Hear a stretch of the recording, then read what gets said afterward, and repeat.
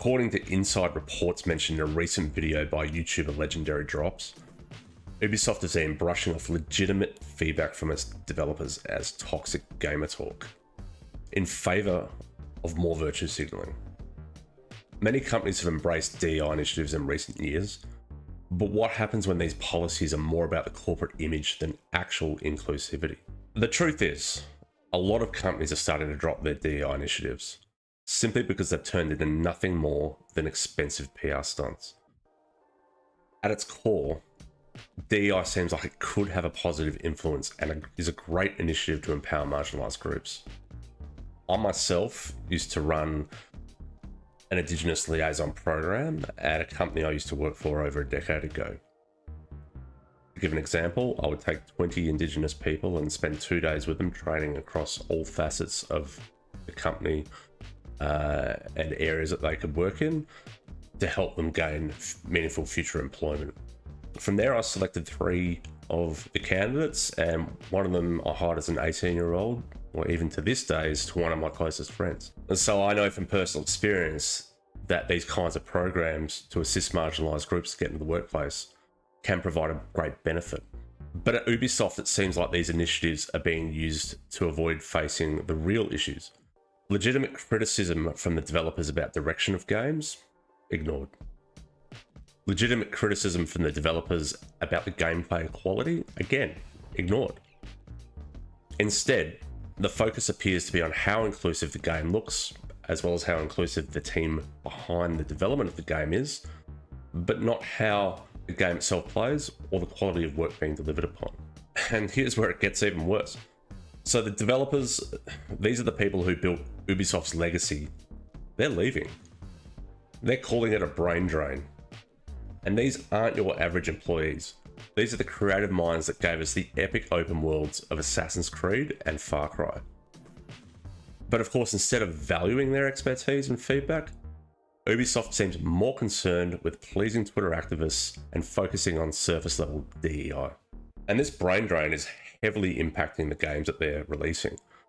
So look no further than Assassin's Creed Shadows. The game has been delayed, as we know, until February 14, not because of any ambitious new features, but because it's a complete and utter buggy mess.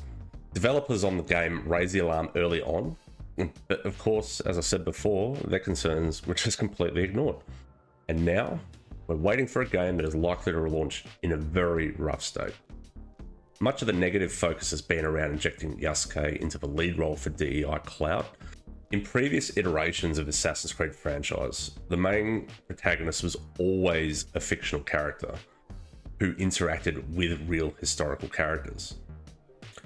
Shadows is set during Nobunaga's reign, and to tick off the DEI checkbox, they could have simply made Yasuke a quest-giving NPC like they did with other historical figures in previous iterations of the franchise.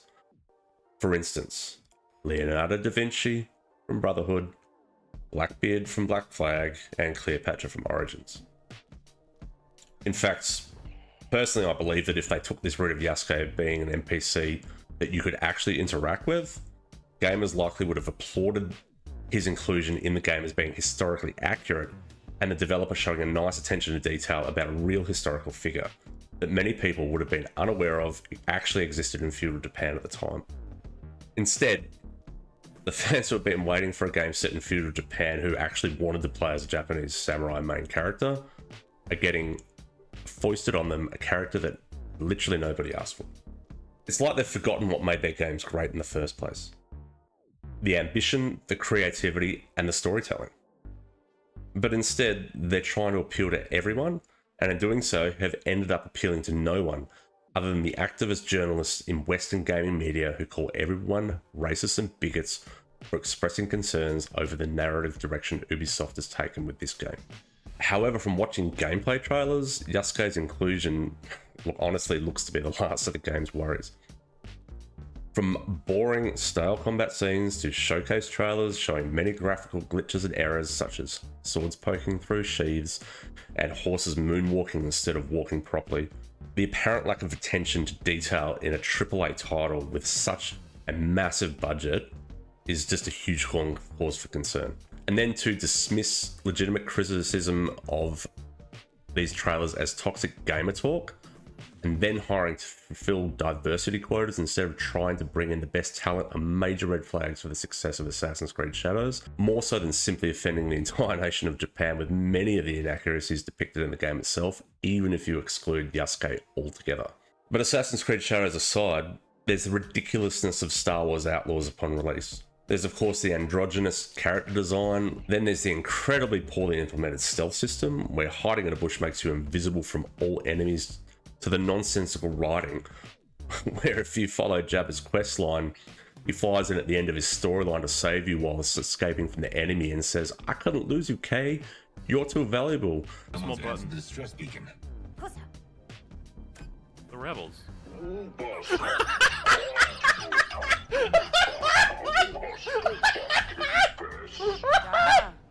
missed me.